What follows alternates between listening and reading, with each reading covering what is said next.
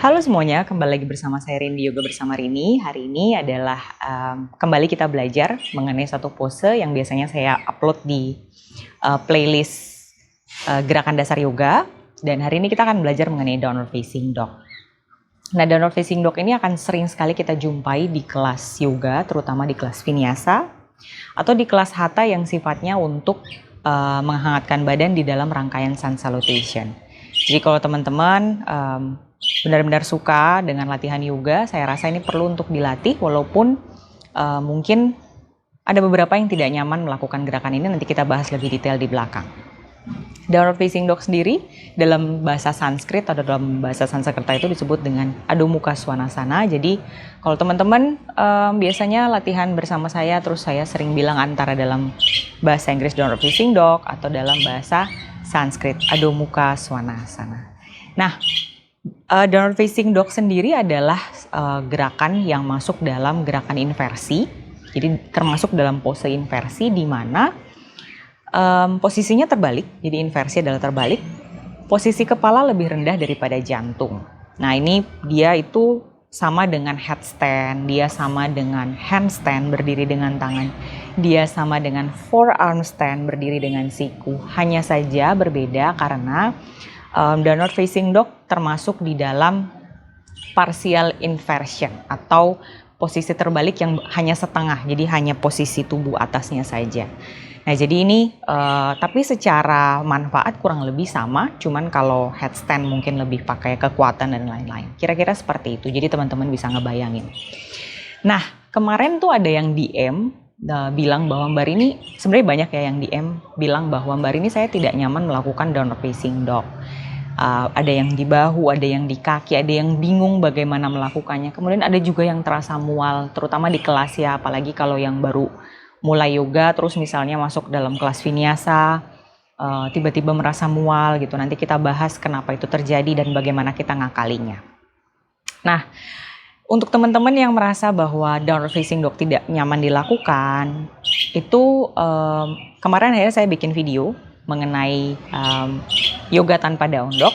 Tapi saya rasa tetap penting untuk kita latih. Kenapa? Karena itu kita bisa lihat progres kita di situ. Jadi latihan yoga kan ada progresnya. Dimana tubuh kita itu memang butuh progres. Untuk saya sendiri misalnya ya, kalau saya ikutnya hatha yang slow, mungkin saya udah nggak begitu terasa. Jadi tubuh saya itu membutuhkan yang lebih latihannya dan itu perlu kita lakukan. Jadi instead of menghindari si downward facing dog, lebih baik untuk kita tetap latih. Biar teman-teman gak bingung, saya contohin dulu downward facing dog itu seperti apa. Nanti untuk option dan permasalahan yang kita temui akan kita bahas lagi. Oke. Yang pertama perlu kita perhatikan adalah telapak tangan. Jadi jari-jari tangannya itu disebarkan. Terkadang teman-teman untuk melakukan posenya, apalagi kalau di kelas ya, jadi mungkin kita nggak sempat menyebutkan itu, teman-teman harus ingat bahwa sebarkan jari-jari tangannya selebar-lebarnya. Kemudian masing-masing orang berbeda. Jari tangannya itu ada yang telunjuknya menghadap ke depan arah jam 12, ada yang nyaman jari tengahnya menghadap ke depan, atau di antara. Ya, atau di antara jari tangan dan jari tengah. Jadi teman-teman boleh cari mana yang paling nyaman buat teman-teman, karena masing-masing orang berbeda tergantung dengan bentuk lengan, kemudian pergelangan tangan dan lain-lain. Jadi boleh dicari yang mana yang nyaman. Lalu kalau sudah press telapak tangannya kuat sekali di matras, jejakan jari kaki, angkat pinggulnya naik ke atas, kemudian dadanya sedikit didorong ke arah paha sehingga tulang belakangnya lurus atau tulang punggungnya lurus.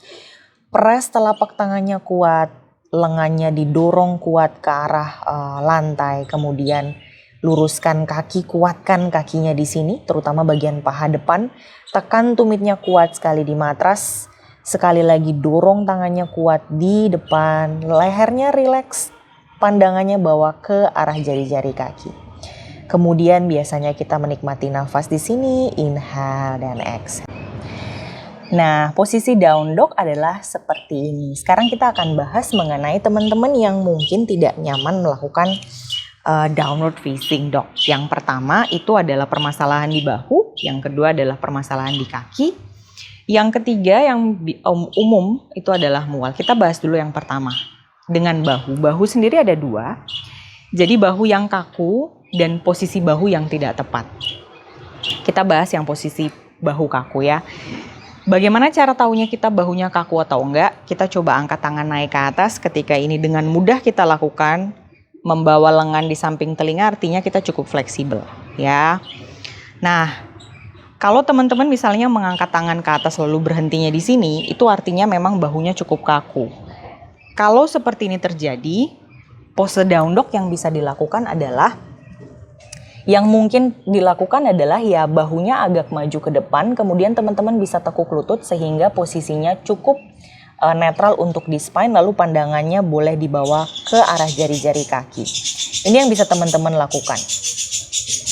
Jadi kalau misalnya kita ada di dalam kelas yoga, kemudian kita lihat ada teman kita yang melakukan pose down dog seperti itu, mungkin memang bahunya kaku. Atau kita di rumah misalnya kita latihan depan kaca lalu kita oh ya, berarti memang bahu saya kaku, itu bisa dilakukan.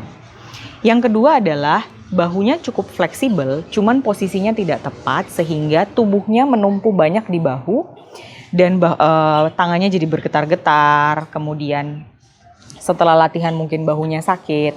Nah, yang bisa dilakukan adalah menekuk lutut. Ini ada hubungannya langsung dengan kaki ya, jadi saya langsung membahas bahu dan kaki secara bersambungan.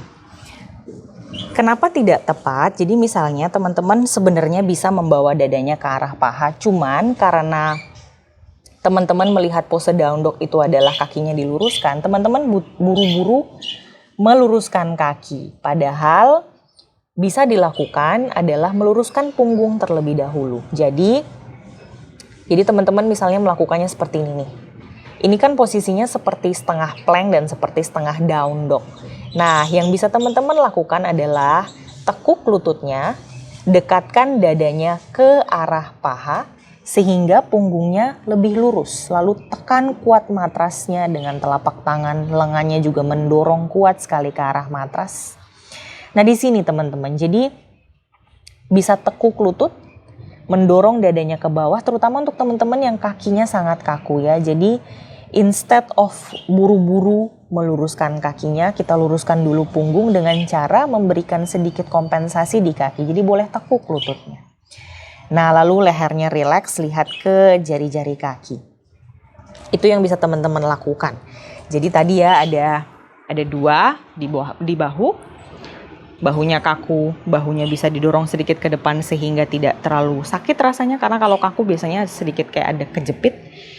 Kemudian yang kedua adalah bahunya itu fleksibel, cuman karena buru-buru meluruskan kaki, jadi badannya terdorong ke depan. Yang teman-teman lakukan adalah menekuk lutut, mendorong dadanya lebih ke arah paha. Yang ketiga adalah mual. Jadi teman-teman, mual ini juga sering saya jumpai. Yang pertama kemungkinan tidak terbiasa membawa kepalanya ke bawah. Yang kedua mungkin ada permasalahan dengan blood pressure atau tekanan darah.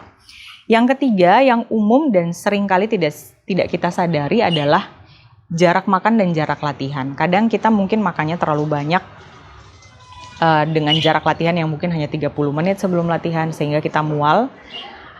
Atau malah kita nggak makan sama sekali sebelum latihan karena mungkin kita punya permasalahan asam lambung yang tinggi dan lain sebagainya. Jadi ini teman-teman perlu perhatikan jarak makan. Mungkin kalau saya pribadi, saya tidak makan dan latihan itu mungkin karena saya tidak punya permasalahan asam lambung. Tapi kalau teman-teman yang punya masalah asam lambung, makan dulu dan dikasih jeda. Jarak makan antara latihan juga itu dikasih jeda sehingga menyebabkan tidak mual. Jadi itu perlu dicek ya.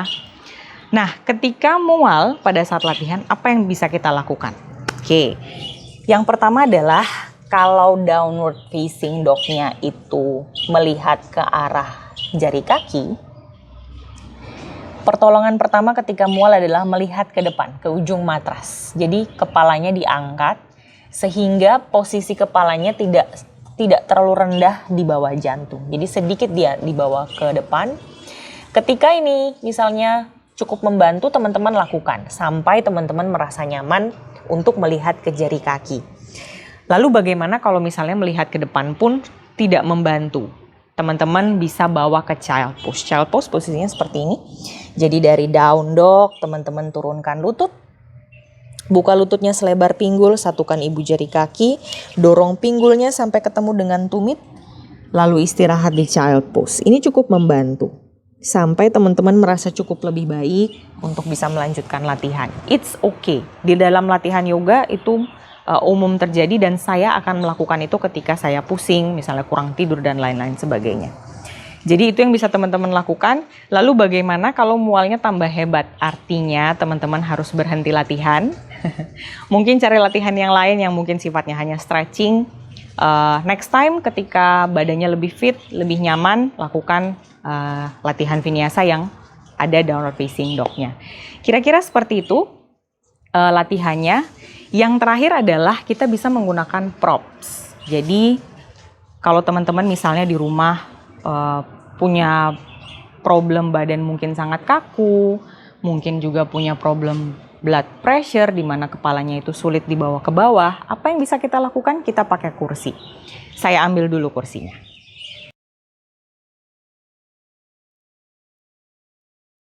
Nah teman-teman, kalau misalnya option yang tadi yang kita lakukan itu masih tetap sulit dilakukan, teman-teman boleh pegangan di tembok atau di kursi. Karena di sini memungkinkan saya untuk mencontohkan dengan kursi, saya akan pegang kursi. Jadi pegang aja kursinya, lalu mundur kakinya ke belakang. Ini sebenarnya enak banget ya, saya sering melakukan stretching ini. Jadi kalau misalnya lagi capek-capek, lagi habis berdiri dan jalan yang lama, saya akan melakukan ini. Teman-teman pegang punggung kursinya atau tangannya di tembok, kemudian mundur kaki, cari posisinya sampai tumit kaki sejajar dengan tulang ekor. Lalu dari sini teman-teman tundukkan kepala, lengannya berada di samping telinga. Secara manfaat ini kurang lebih sama, cuman memang less pressure di bahu karena tentu saja bahunya tidak menopang tubuhnya, sehingga tidak terlalu sakit di bahu. Kemudian di kaki juga kita nggak bingung bagaimana meluruskannya. Teman-teman misalnya di sini kakinya sangat kaku, boleh ditekuk, yang penting teman-teman bisa merasakan stretching di hamstring. Lalu tekan kuat telapak tangannya, kuatkan otot lengannya, kemudian tekan telapak kakinya kuat di matras sehingga kakinya juga mendapatkan sensasi penguatan. Jadi ada stretching dan ada penguatan. Jadi posisi atau manfaat dari down dog tetap bisa maksimal kita lakukan. Jadi seperti itu. Saya akan mencontohkan lagi dari awal down dog dengan opsi-opsi yang bisa teman-teman lakukan. Kita akan mengulang down dog-nya dari awal sampai akhir, dari telapak tangan sampai kaki dengan bersama opsi yang bisa teman-teman lakukan. Oke, kita mulai ya. Telapak tangannya sebarkan jari-jarinya, kemudian cari posisi jari tangannya yang paling pas buat teman-teman. Press telapak tangannya kuat sekali di matras, bayangkan telapak tangannya seperti dilem gitu.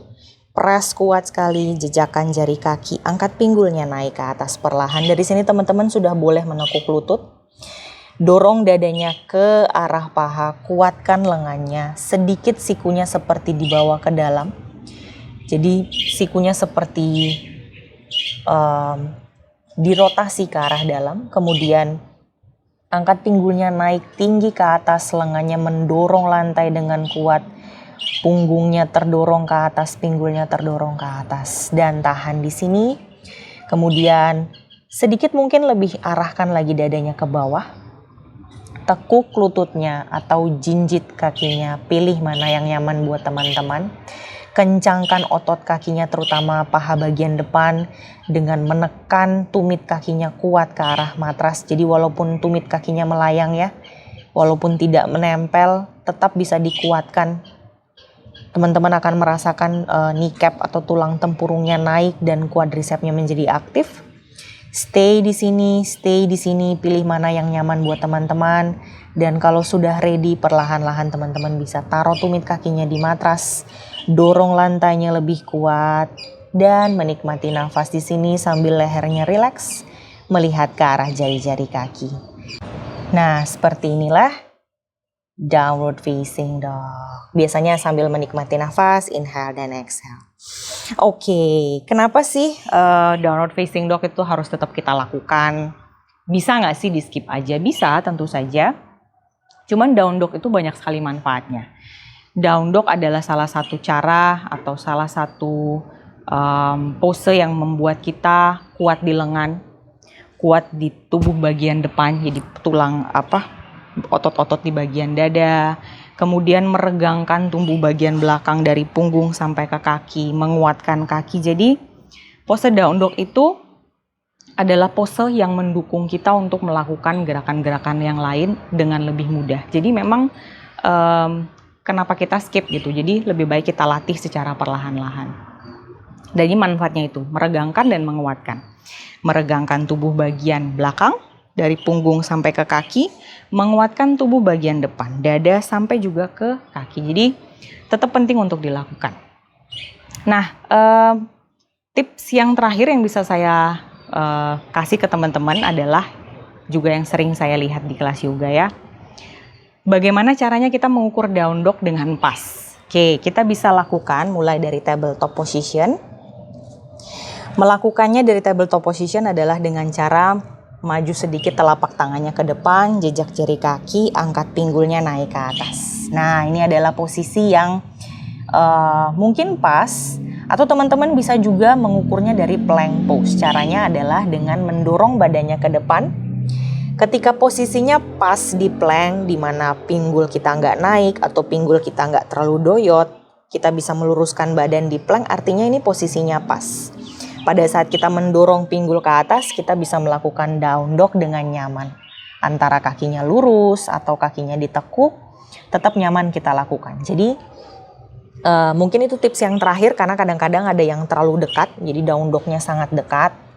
Sehingga pada saat plank pose bingung, pinggulnya terlalu tinggi, malah majuin tangan dan lain-lain. Jadi itu posisinya, dimana kita bisa mengukur posisi down dog kita dengan tepat dan pas sesuai dengan tubuh kita masing-masing. Oke teman-teman, semoga video ini bermanfaat, semoga teman-teman bisa belajar sedikit mengenai down dog. Dan down dog sendiri itu atau pose yoga yang lain ya, kita tidak bisa belajar hanya dengan semalam, karena jujur saya sangat hati-hati dalam belajar satu pose. Bukan hati-hati ya, tapi saya sangat menikmati prosesnya. Karena ketika saya belajar, saya paham betul bagaimana jari tangan. Kemudian saya lebih memahami bagaimana posisi lengan, saya lebih memahami bagaimana posisi pinggul dan lain-lain. Jadi explore, jangan berhenti mengeksplor, karena yoga is a journey. Yoga itu perjalanan panjang. Dan kadang-kadang orang, bukan kadang-kadang ya, banyak orang yang ketika sudah melakukan yoga itu memang melakukannya sangat panjang. Kenapa? Karena memang banyak yang dipelajari, banyak yang kita explore, banyak yang kita temukan ketika kita berada di matras. Kita menemukan hal baru tentang diri kita, kita menemukan hal baru tentang satu pose tertentu. Oh ternyata kalau pinggul saya giniin rasanya berbeda ya, lebih nyaman rasanya. Itu dengan sendirinya teman-teman akan mendapatkannya. Jadi tetap latihan, semoga video ini bermanfaat. Jangan lupa share kalau teman-teman misalnya suka dengan video ini sehingga orang lain bisa menikmatinya. Jangan lupa subscribe untuk yang belum subscribe, dan jangan lupa like atau kasih komen ada yang mau ditanyain mengenai pose ini, atau mungkin ada yang punya kendala lain dalam melakukan pose ini. Silahkan, jangan ragu-ragu untuk meninggalkan pertanyaan di komen. As soon as possible akan saya jawab. Namaste, terima kasih, semoga teman-teman sehat selalu.